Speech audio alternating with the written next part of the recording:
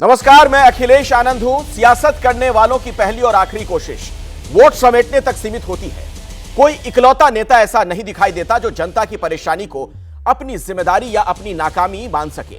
पिछले कुछ दिनों से दिल्ली डूबी हुई है, लोग परेशान हैं। रिकॉर्ड तोड़ पानी ने दिल्ली वालों के सामने बीते 45 सालों का सबसे बड़ा संकट खड़ा कर दिया, लेकिन सियासत एक दूसरे को दोष देने में व्यस्त दिख रही है। दिल्ली की केजरीवाल सरकार ने मौका मिलते ही हरियाणा सरकार को जिम्मेदार ठहराना शुरू कर दिया और इसके लिए दो जगहों को चुना गया। पहला हथनीकुंड बराज और दूसरा आईटीओ का वो बराज जहां पर 5 चैनल गेट दशकों से बंद पड़े हैं। केजरीवाल सरकार इस बात का जमकर प्रचार प्रसार कर रही है कि इन्हीं दो जगहों की वजह से दिल्ली यमुना के पानी में डूब गई, क्योंकि ये दोनों ही हरियाणा सरकार के अधिकार क्षेत्र में आते हैं। दिल्ली के मुख्यमंत्री और उनके अधिकतर मंत्रियों का पूरा फोकस इन्हीं दोनों जगहों पर है। सौरभ भारद्वाज से लेकर आतिशी तक और खुद मुख्यमंत्री इसी बात पर फोकस कर रहे हैं कि यमुना से आया बाढ़ का पानी हरियाणा सरकार के सिर पर गिराया जा सके। कल सीएम केजरीवाल मंत्रियों के साथ मौके का मुआयना करने निकले थे। उस दौरान दिल्ली के उपराज्यपाल वीके सक्सेना भी वहां मौजूद थे। आम आदमी पार्टी बीजेपी पर साजिश रचने का आरोप लगा रही है, तो बीजेपी केजरीवाल सरकार को कटघरे में खड़ा कर रही है। केजरीवाल सरकार के हर आरोप का बीजेपी की तरफ से जवाब आ रहा है। आज फिर बीजेपी की तरफ से केजरीवाल सरकार को बहानेबाज बताया गया। यहां तक कहा गया कि दिल्ली की सरकार अपनी नाकामी को छिपाने के लिए एनडीआरएफ को भी नहीं छोड़ती। और सबसे ज्यादा चुभने वाली बात यही है, इस सियासत में उस एनडीआरएफ को भी घसीटा गया जो दिन रात लोगों को बचाने में जुटी है। और सच्चाई भी यही है, अगर एनडीआरएफ के जवान मोर्चा ना संभालते तो बड़ी बड़ी मुश्किलें आ जाती। इन सब के अलावा आईएनएफसी रेगुलेटर पर सेना ने पूरी ताकत के साथ काम करना शुरू कर दिया, जो अभी भी जारी है, यानी सेना की भी मदद लेनी पड़ी। इन सब के बीच दिल्ली में आईटीओ बैराज के बंद पड़े गेट खोलने के लिए अब नेवी और एयरफोर्स की एंट्री हो चुकी है। मुंबई से वेस्टर्न नेवल कमांड की टीम दिल्ली पहुंची, जो अंडर वाटर कटर और डाइविंग मशीन से दिल्ली की दिक्कत को दूर करेगी। यानी जवान अगर देवदूत के रूप में ना आए और जनता को नेताओं के भरोसे ही छोड़ दिया जाए तो बहुत बड़ी दिक्कत खड़ी हो सकती है। सवाल देखिए क्या है, क्या दिल्ली को डुबोने में सियासत जिम्मेदार है? क्योंकि यह उस दिल्ली की तस्वीर है जहां से देश की सरकार भी चलती है और यहीं का पूरा सिस्टम सैलाब में गोते लगा रहा है। आज इसी मुद्दे पर होगी हुंकार। उससे पहले आप देखिए कि कैसे गले में डूबी हुई दिल्ली को सियासत ने अपना हथियार बनाया है।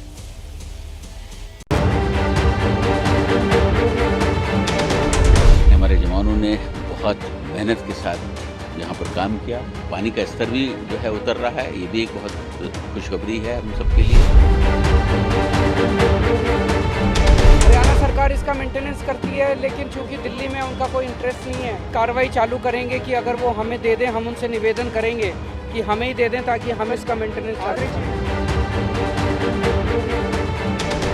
एक निठल्ले, भ्रष्टाचारी, धोखेबाज मुख्यमंत्री अरविंद केजरीवाल को करना था। पूरा भारत जान गया अरविंद केजरीवाल घोटालेबाज है। अब ये भी सामने आ गया है कि ये बड़े बहानेबाज हैं।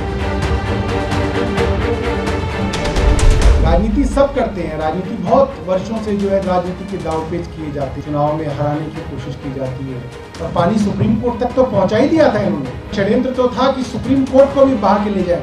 ये राजनीति तो विध्वंस का राजनीति। अपनी असफलता छुपाने के लिए अरविंद केजरीवाल का स्वभाव है, शर्म आनी चाहिए। उनके भ्रष्टाचार के कारण दिल्ली आज ये दिन देख रही है। दिल्ली में पिछले 4 दिन से एक बूंद पानी नहीं बरसा। जो आज सारा पानी दिल्ली में है, ये हरियाणा की हथनीकुंड बराज से बहते हुए यमुना में आया है।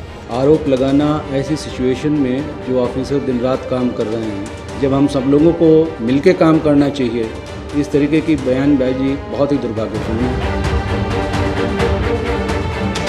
9 साल से सरकार में अगर आप 1 रुपया भी इंफ्रास्ट्रक्चर पे खर्च नहीं करेंगे, सिर्फ फ्रीबी की राजनीति करेंगे, वोट बैंक की राजनीति करेंगे, तो कभी ना कभी तो दिल्ली और इंफ्रास्ट्रक्चर कोलैप्स होगा ही।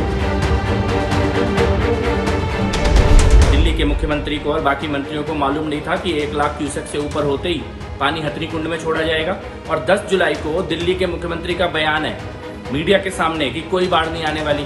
हमें गाली दे रहे हैं, वो देते रहे। गाली देने में क्या रखा है? तो ऐसी क्राइसिस है जिसमें इंसान को इंसान की मदद करनी चाहिए। एक दूसरे को गालियां देने से कोई फायदा नहीं है।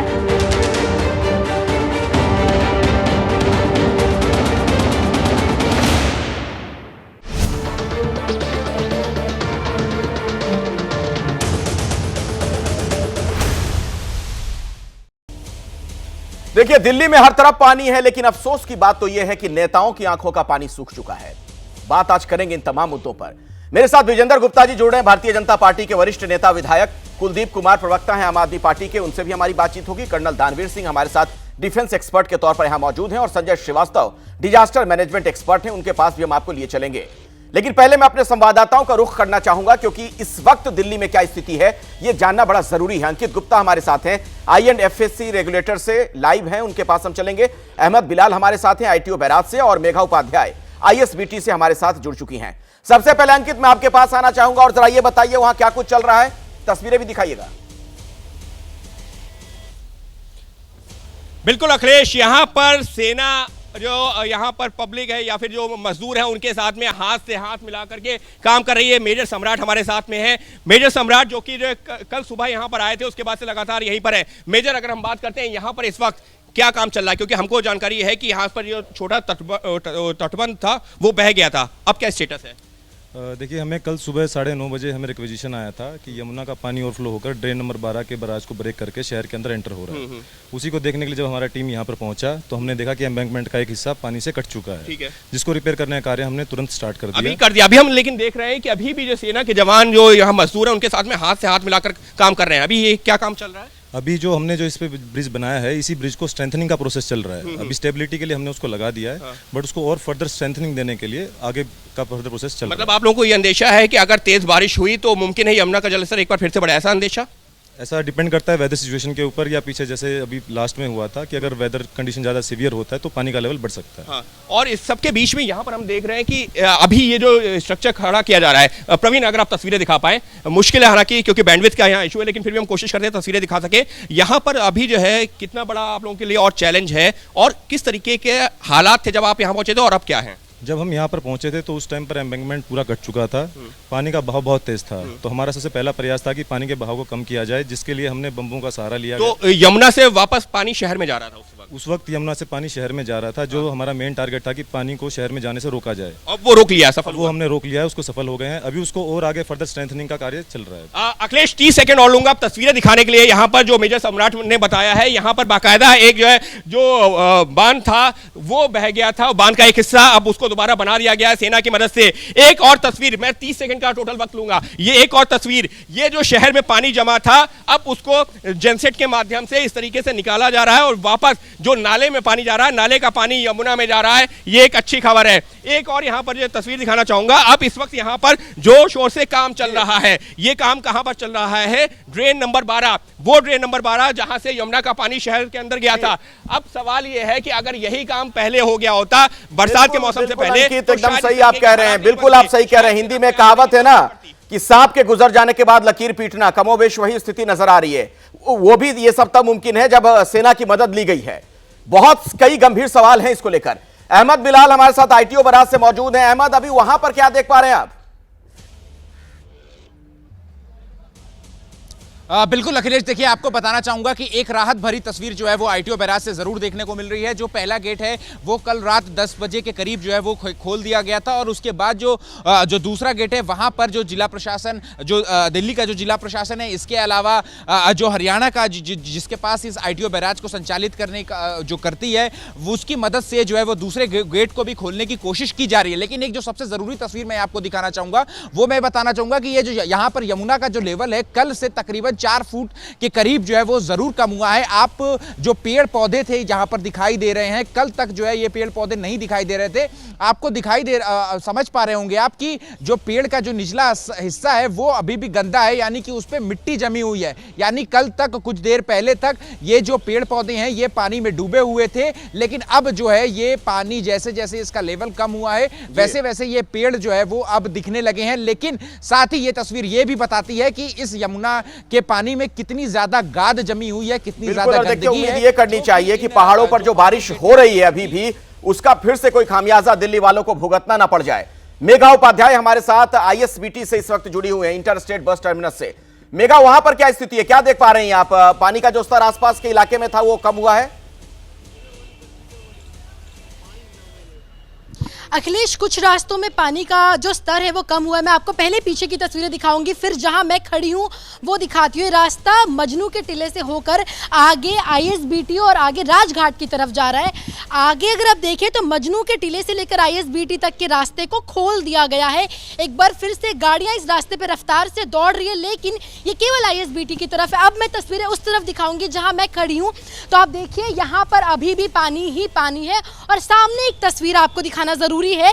ये जो गाड़ी आप, ये छोटी जो हाथी है वो बीच पानी में फंसी हुई है। ये हमारे सामने अभी से तकरीबन 5 मिनट पहले यहाँ से गुजरी थी और बीच में जाकर के फंस गई है। ये रास्ता आगे राजघाट और हनुमान मंदिर की तरफ जा रहा है। आप जरा पीछे एक बार और तस्वीरें देखें तो लगातार यहाँ पर ट्रैफिक जो है रुकता जा रहा है। लोग गाड़ियों को वापस मोड़ करके ले जा रहे हैं, क्योंकि कुछ रास्ता ISBT तक खोला तो गया है, लेकिन इसके बाद आगे जाने का कोई सुविधा नहीं है, क्योंकि यहाँ पर 2 से 3 फुट तक का पानी अभी भी जमा हुआ है। और जैसे जैसे हम आगे बढ़ते हैं, जैसे जैसे हम हल्की सी गहराई में जाते हैं, आप जरा देखें तो पानी का स्तर और पानी का जो लेवल है वो बढ़ते जाता है और धीरे धीरे पीछे होते होते पानी का जो लेवल है वो और बढ़ते जाता है। और हैरानी की बात यह है, जहां पर आप खड़ी हैं, इन तस्वीरों के माध्यम से जब हम देखते हैं तो ऐसा लगता है कि मानो कोई नदी नाला है, जबकि वो सड़क है जहां से हजारों हजार गाड़ियां इस वक्त गुजर रही होती अगर पानी नहीं होता तो। ये तो अभी दिल्ली का हाल है।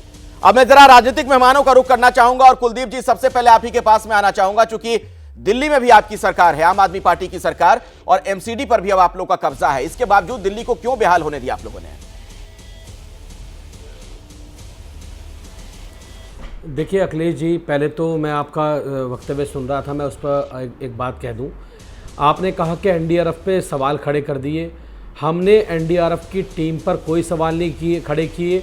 NDRF और सेना ने मिलकर बहुत मदद की है और वो हमेशा ऐसी स्थिति में किसी भी राज्य में होती है, वो निश्चित रूप से बहुत मेहनत करते हैं और उसमें काम करते हैं। हमने सवाल इस बात पे खड़े किए कि जो ऑफिसर हैं, जिन ऑफिसर को मंत्री जी ने, सौरभ भारद्वाज जी ने फ़ोन किया जिस वक्त पे, उन्होंने NDRF की टीम को नहीं भेजा, तो इसमें NDRF टीम की गलती नहीं है, इसमें उस ऑफिसर की गलती है जो लेफ्टिनेंट गवर्नर के कहने पर केंद्र सरकार के अध्यादेश के बाद जो उनकी मंत्री की बात को अनसुना किया, उनकी बात को नहीं सुना। हम NDRF के काम को सैल्यूट करते हैं, सेना के काम को सैल्यूट करते हैं, और उन्होंने इस राहत के काम में बहुत मदद की है। और मुझे लगता है जो सालों से वो 5 गेट बंद थे, जिनकी वजह से ये दिक्कत भी पैदा हुई है, मुझे लगता है एक सवाल का जवाब हमें लेना चाहिए। कुलदीप जी, मैं उस पर आता हूं, गेट वगैरह बंद है, जो हत्तीकुंड बराज से साजिश वाली थ्योरी आपने कराए हैं, मैं उस पर आता हूं, लेकिन एक चूंकि महत्वपूर्ण बात आपने कही है, विजेंद्र गुप्ता जी जवाब दीजिए। जब कहा गया LG ऑफिस से मदद मांगी गई NDRF की तैनाती के लिए, तो NDRF को वक्त पर क्यों नहीं भेजा गया? कुलदीप जी जो कह रहे हैं, ओपनिंग कमेंट तो हो जाए पहले मेरा। कुलदीप जी आता हूं, एक मिनट रुकिए, पहले इसका जवाब ले लेते हैं।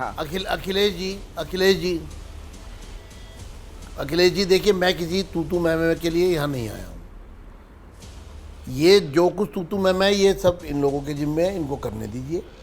मैं तो सिर्फ इतना कहूँगा कि एक नाकाम स्थिति दिल्ली में उत्पन्न हुई, जिसको सेना ने आकर के हम दिल्ली वालों को बचाया है, हम उनके बहुत आभारी हैं। मुझे लगता है कि इस पूरे मामले की जांच होनी चाहिए। दिल्ली में पानी जिस तरह से दिल्ली के नालों से पानी वापस आया है, दिल्ली के सीवरों से पानी आया है, यमुना का स्तर गिर रहा था कल और दिल्ली में पानी बढ़ रहा था, तो ये सारी अव्यवस्था, कुव्यवस्था जो हुई है, जो लोगों को दिक्कतें हो रही हैं, जो पूरी दिल्ली पिछले 3 दिन में जाम हो गई है, लोगों अस्त व्यस्त हो गए हैं, और ऐसी लगता है कि जैसे कोई अराजकता की स्थिति है। ये जो अराजकता की स्थिति उत्पन्न हुई है, इस पर मैं कोई तूतू मैं नहीं करूंगा। नहीं विजेंद्र जी, आप तूतू मैं मत करिए, लेकिन इसका जवाब दे दीजिए। कुलदीप जी के पास आता हूं। मैं नहीं करूंगा। नहीं NDRF की टीम को वक्त पर क्यों नहीं भेजा गया, जो आम आदमी पार्टी आरोप लगा रही है? बहुत तकलीफ में हूं सर, हर कोई तकलीफ में है, मैं भी तकलीफ में हूं, लगातार कुछ दिनों से मैं भी रिपोर्ट कर रहा हूं कमर भर पानी में डूब कर, लेकिन NDRF को वक्त पर क्यों नहीं भेजा गया, ये आम आदमी पार्टी आरोप लगा रही है। इसका जवाब दीजिए। कितने राहत कैंप में गए विजेंद्र गुप्ता जी? आप बहुत तकलीफ में आप लड़वाना छोड़ कितने राहत कैंप में गए आप? ये सब आप लोगों का काम है, ये आप लोगों का काम है मुर्गे लड़वाना। जनता को मुर्गाई तो समझते हैं, तभी तो डूबने के लिए छोड़ दिया गया है जनता को इस तरीके से, जो हालात है वहां पर। मुझे सिर्फ इतना बता दीजिए कि NDRF की टीम क्यों नहीं भेजी गई? फिर मैं आता हूं कुलदीप कुमार के पास, उनके लिए भी कई सवाल हैं। वो जो साजिश वाली थ्योरी लेकर आए ना, हत्तीकुंड बराज वाली, वो खारिज कर चुका है ABP न्यूज, इस पर मैं आऊंगा, लेकिन विजेंद्र जी जवाब दीजिए कि NDRF वक्त पर क्यों नहीं गई? लेकिन मैं नहीं समझता। नहीं अखिलेश जी, नहीं, मैं माफी चाहूंगा, आपके तरीके पर मुझे एतराज है। ऐसे जवाब से नहीं भाग पाओगे। कटघरे में खड़े करके और सरकार को बचाने की जो कोशिश कर रहे हैं, सरकार ये को ठीक बचाने नहीं की है। कौन कोशिश कर रहा है? दूसरा, पहला सवाल ही मैंने कुलदीप कुमार से यही सेना का पूछा NDRF कि को आपकी मैं नाकामी है। सैल्यूट करता हूं मैं क्या पूछ रहा हूं बिल्कुल। विजेंदर जी, आप सवाल नहीं समझ पाए, मैं मुझे माफ नहीं करिएगा, कहूंगा। आप मुझे बहुत सालों से मैं जानते हैं विजेंदर जी, मेरा ये काम नहीं है। सवाल मेरा सिर्फ इतना है। कुलदीप जी एक मिनट, आने दीजिए। कुलदीप जी एक मिनट रुक जाइए, आप मुझे विजेंदर जी से जवाब लेने दीजिए। बात यहाँ आने दीजिए, बिल्कुल आनी उसके चाहिए बाद आगे बात, बढ़ेंगे। बिल्कुल आनी चाहिए। और एबीपी न्यूज वो चैनल है सुनिए विजेंदर आप। गुप्ता जी, मैं आपको बता दूं, सुनिए। जिसने ये बताया है कि हथनीकुंड बैराज से साजिश वाली थ्योरी जो लेकर आम आप आदमी पार्टी देखिए, आई थी वो आप गलत है, अपने- वो कोई अपने साजिश नहीं चैनल के समय थी। को लेकिन आप ये खराब मुझे कर रहे हैं। बताइए कि एनडीआरएफ की टीम आप वक्त पर क्यों नहीं अपने भेजी चैनल गई? के समय नहीं, को अखिलेश जी खराब गलत कर कह रहे हैं। आप कैसे गलत बता रहे मैंने हो बताया स्टोरी ना को? आपको, मैं कैसे कर रहा हूं? वो स्टोरी मैं आता हूं ना सच्चाई सर, है। आपके पास आता हूं, एक आपको मिनट। बुरा लग गया। अब सच मैंने बोल दिया तो आपको अखिलेश बुरा लग जी। गया, लेकिन विजेंदर जी पहले आप बोलिए, एनडीआरएफ की टीम वक्त पर क्यों नहीं गई?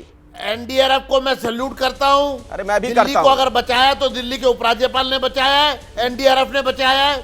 और जिस तरह की झूठी सरकार दिल्ली में है, और डुबाया हमें दुख किसने? और तकलीफ है कि यहाँ पर बहानेबाज लोग सत्ता में हैं, अरे भ्रष्टाचारी लोग सत्ता में हैं क्रेडिट और लोगों चोर के दर्द भाजपा पर हंसी उड़ाते हैं। दानवीर जी, मुझे लगता है अब आपको बहस में आना चाहिए, उसके बाद में ये तू मैं दोनों कह रहे हैं कि हम नहीं करेंगे, लेकिन हो वही चीज रही है। मुझे जरा ये बताइए, सेना को मोर्चा संभालना पड़े देश की राजधानी दिल्ली में, वो भी थोड़ी सी बारिश में, ये क्या कहती है स्थिति? देखिए, सबसे पहले तो ये जो एडमिनिस्ट्रेशन है उसके लिए बहुत शर्म की बात है कि थोड़ी सी बारिश हुई, और थोड़ी सी क्या, ये तो हर साल बारिश होती है, और आपके सारे स्लूस गेट जैम हो गए, बैराज टूट गए, बंद टूट गए, और उसके लिए आपको सेना को बुलाना पड़ा। यानी कि आपके पास में तकनीकी लोग नहीं हैं, आपके पास में कोई इस तरीके की कैपेबिलिटी नहीं है कि आप आम लोगों को मदद पहुंचा सकें। और सबसे इंपॉर्टेंट चीज जो इस पूरे खेल में मुझे लगता है कि हम भूल जाते हैं, वो है करप्शन।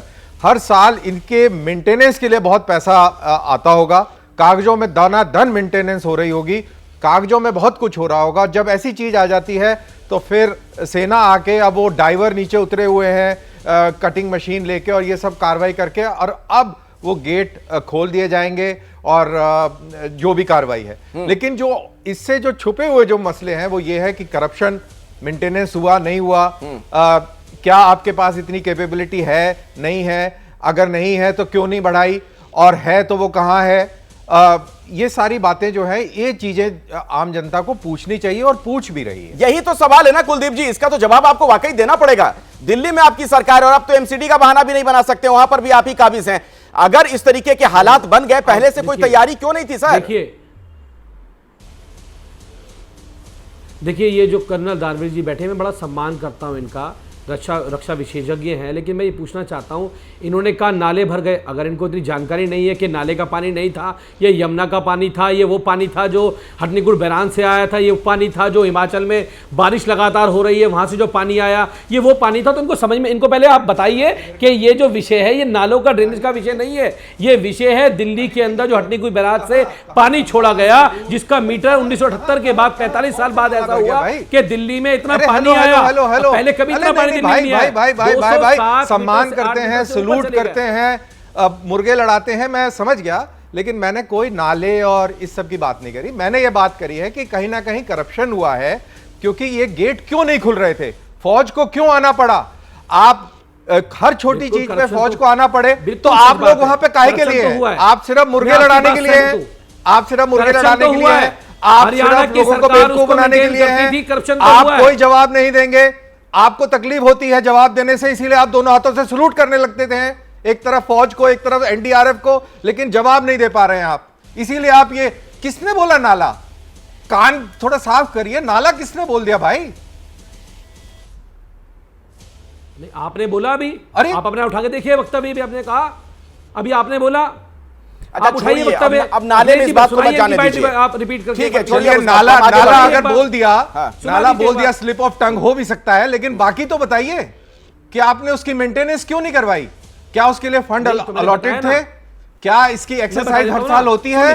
क्या बरसातों से पहले ये सारी चीजें चेक करी जाती है? क्या आपने कभी करा?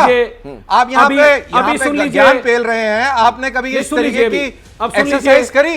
आपने नहीं करी होगी। अब सेना का जवान आ गया, और अगर ये आपकी अनगहली की वजह से कोई आम आदमी मर जाता, किसी की मृत्यु हो जाती, तो उसका जिम्मेवार कौन होता बताइए आप? 10 सेकंड ठीक है, बोलिए जल्दी कुलदीप जी, जल्दी, फिर उसके बाद और भी मेहमान है मेरे साथ। हाँ देखिए, अभी इन्होंने कहा कि मेंटेनेंस क्यों नहीं हुई, साफ क्यों नहीं हुआ, करप्शन हुआ। हाँ हुआ होगा करप्शन, उस इनको जानकारी होनी चाहिए। उसको हरियाणा की सरकार मेंटेन करती है, उसके अंतर्गत वो आता है। दिल्ली की सरकार लगातार, उनके अधिकारी कई सालों से ये कहते आ रहे हैं कि उसकी मेंटेनेंस कर लीजिए या हमको दे दीजिए। अब ये यहाँ पे ये जो आपदा आई है तो मुझे लगता है कि हरियाणा सरकार वो हमें सौंप देगी और हम उसकी मेंटेनेंस करेंगे। पहली बात तो ये बात बताइए। दूसरी बात ये कि हाँ ये बहुत बड़ी आपदा थी और लोगों की जान जा सकती थी। जिस षड्यंत्र से भारतीय जनता पार्टी ने उस पानी को डाइवर्ट दिल्ली की तरफ किया, ना कि सहारनपुर की तरफ किया, ना कि उत्तर प्रदेश की तरफ किया। अरे कहां से कॉन्स्पिरेसी थ्योरी ले आए भाई आप लोग? कहीं पर बाढ़ नहीं आती। अरे भाई एक मिनट सुन लीजिए, हमने भी उसकी पड़ताल की है।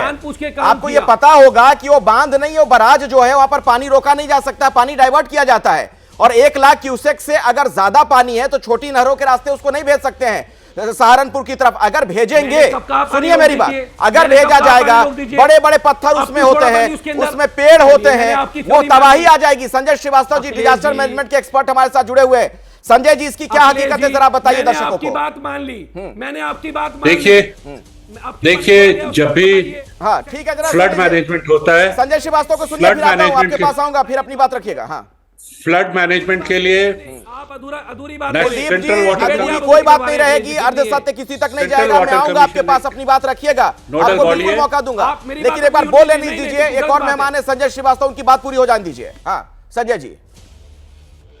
फ्लड मैनेजमेंट के लिए सेंट्रल वाटर कमीशन एक नोडल बॉडी है जो स्टेट डिजास्टर मैनेजमेंट और नेशनल डिजास्टर मैनेजमेंट के कोऑर्डिनेशन में काम करती है। सेंट्रल वाटर कमीशन ने पूरा अपना फोरकास्ट दिया हुआ है और किस तरीके से वाटर मैनेजमेंट करना है उसकी एसओपी है। ये सारे नाले चेक हुए हैं, ये सारी रिपोर्ट दिल्ली सरकार ने 8 मई को भारत सरकार को दी हुई है।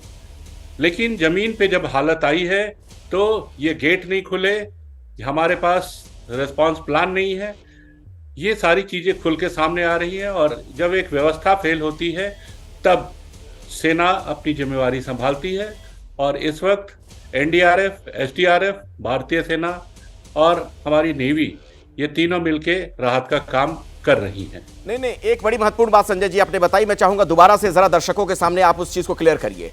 क्या दिल्ली सरकार की तरफ से ये जानकारी दे दी गई थी जो आपने बताया कि पूरा बाकायदा सिस्टम होता है कि सब कुछ दिल्ली में दुरुस्त है, पूरा सिस्टम, अगर बारिश बहुत ज्यादा हो जाती है, यमुना का स्तर बढ़ जाता है जल का, तो उससे हम लोग लड़ सकते हैं, इसके लिए सारी चीजें देख ली गई हैं, चेक कर ली गई हैं? देखिए प्रत्येक वर्ष रिलीफ कमिश्नर कॉन्फ्रेंस होता है और इस वर्ष भी ये कॉन्फ्रेंस 8-9 मई को विज्ञान भवन में गृह मंत्रालय के नेतृत्व में हुआ और इसमें सभी सरकारों ने इंक्लूडिंग दिल्ली सरकार ने अपनी रिपोर्ट दी कि ये सारी चीजें चेक कर ली गई हैं और व्यवस्था दुरुस्त है। कुलदीप जी जवाब देंगे इसका? सारी चीजें चेक कर ली गई, व्यवस्था दुरुस्त है, कागज पर आप लोगों ने बता दिया। मैं देखिए मुझे नहीं पता, मैं तो इतना अच्छा अगर ये बात कह रहे हैं तो क्या इन्होंने बताया था कि दिल्ली के अंदर जो 45 साल पहले पानी छोड़ा गया था उतना पानी दिल्ली में छोड़ा जाएगा और दिल्ली का स्तर इतना बढ़ जाएगा, ये क्या बताया गया था? पहली बात ये जब सरकार, जब इनको क्रेडिट लेने की बात आती है तो उपराज्यपाल आ जाते हैं। जिस मीटिंग की ये बात कर रहे हैं, अगर मैं उस मीटिंग को सच भी मान लूं तो उस मीटिंग में कौन ऑफिसर गए थे, कौन ऑफिसर गए होंगे, किनसे उनसे बातचीत की होगी, उनके नाम का खुलासा करे। पहली बात ये। दूसरी बात ये, अभी इन्होंने कहा कि उपराज्यपाल आए, उन्होंने 5 गेट खुलवा दिए। जब दिल्ली में पानी भरा तो उपराज्यपाल घर में सो गए, जब क्रेडिट लेने की बारी आती है उपराज्यपाल सर। ये दोहरी राजनीति, दोहरी मानसिकता बदलनी पड़ेगी। ये समझना पड़ेगा कि दिल्ली की चुनी हुई सरकार से उसके अधिकार ना छीने जाए। दिल्ली की चुनी हुई सरकार को जो ऑफिसर हैं वो उपराज्यपाल के कहने पे काम नहीं करते हैं। यहां तो आपने दिल्ली में देखा कि कैसे बजट की कॉपी को लीक कर दिया ऑफिसरों ने। ठीक है, आपने देखा कैसे कमेंट्स को दबा के बैठ गए ऑफिसर 24 घंटे के लिए। मिलाकर इनका ये कहना है कि जो कुछ भी हुआ उसके लिए आप ही लोग गुनहगार हैं, एलजी साहब गुनहगार हैं। बोलिए विजेंद्र गुप्ता जी। मैं अखिलेश जी कहूँगा कि मैं सारी चर्चा मैं भी सुन रहा हूँ बहुत तसल्ली से। सब कुछ बेकार है, सब कुछ गलत है, सब चोर है। सेंट्रल गवर्नमेंट भी, सेना के बारे में भी, एनडीआरएफ के बारे में भी, हरियाणा सरकार के बारे में भी, वाटर एजेंसीज के बारे में भी, सारी तमाम भारत सरकार अधिकारी भी, सब चोर हैं, सब बेकार हैं, सब गलत हैं।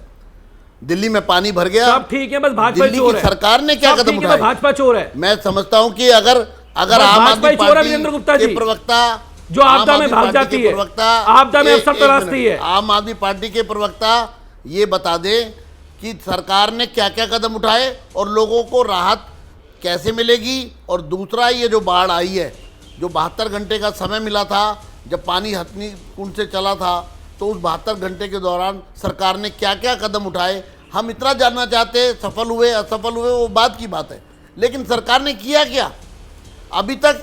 कल से मैं सुन रहा हूँ, 3 दिन से सुन रहा हूँ, पूरी सरकार आरोप लगाने में लगी हुई है, लेकिन क्या किया है, क्या करना है। 80,000 करोड़ रुपए का बजट है, उसमें कितना पैसा इस पूरे काम पर खर्च किया जाता रहा है, कितना पैसा खर्च किया गया है, कितना किया जाएगा, उसके बारे में कोई जानकारी नहीं। चलिए, तो आंकड़ों की जुबानी कुलदीप जी जरा ये बात अभी बता ही दीजिए, आप क्लियर कर दीजिए दर्शकों के सामने।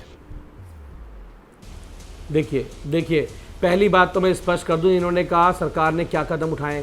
आप सोचिए कि दिल्ली में 1978 के बाद इतना पानी आया है और यमुना का जलस्तर 208 मीटर से ऊपर चला गया, और उसके बाद भी कोई त्रासदी दिल्ली के अंदर नहीं हुई। सभी लोगों को रेस्क्यू करके बाहर निकाल लिया गया। इसलिए निकाल लिया गया क्योंकि प्रशासन मुस्तैद था। उन्होंने वहां पर मुनादी की, लोगों को बताया कि यहां पानी आ सकता है, आप ऊपर आ जाइए। उनके टेंट की व्यवस्था की, उनके लिए खाने की व्यवस्था की। लगातार दिल्ली सरकार के सारे मंत्री, सारे विधायक, खुद मुख्यमंत्री जमीन पे घूमते रहे, और भाजपा के लोग घर में बैठ के केवल ट्वीट करके केजरीवाल जी को गाली देते रहे, केवल गंदी राजनीति करते रहे। हम लोगों के लिए टेंट लगा रहे थे, हम लोगों का सामान निकलवा रहे थे, हम लोगों के लिए मदद पहुंचा रहे थे, खाना पहुंचा रहे थे, टॉयलेट पहुंचा रहे थे, और भाजपा के लोग केवल गंदी राजनीति कर रहे थे, जिनकी वजह से दिल्ली के अंदर बाढ़ आई। क्योंकि हथनीकुंड बैराज से दिल्ली को डुबोने के लिए, अरे आप इतनी गंदी सियासत पे उतर के आ गए कि आपने दिल्ली के लोगों को नहीं सोचा कि कितने, अगर सरकार मुस्तैद नहीं होती तो दिल्ली में कितने लोगों की जान चली जाती। आपको इस बात का समझ में नहीं आया, कितने लोगों की झुग्गियां डूब गई।